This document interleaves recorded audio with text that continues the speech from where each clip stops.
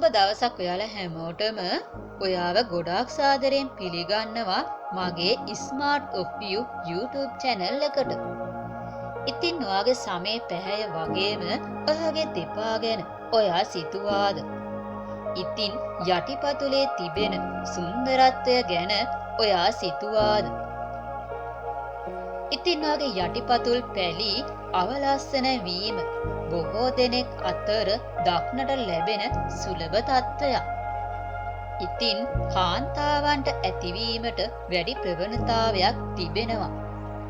දෙපා පිළිබඳව බොහෝ දෙනෙක් නොසලකා හැරියත් ශරීරයේ බර දරා සිටීම හේතුවෙන් ඔබගේ පාද ශරීරයේ විශේෂ අංගයක් බව කිව යුතුය. ඉතින් ඔයාගේ යටිපතුල් පැලි අවලස්සන වී ඇතනම් මෙම භාවනාව සහ සත්කාරය මගින් එය අවම කරගත හැකිය. මුලින්ම මෙම භාවනාවට සවන් දීමට කලින් වතුර බොන්න. දවසකට එක්වරක් සවන් දෙන්න. විවේකීව ඕනෑම වෙලාවක සවන් දිය හැකිය.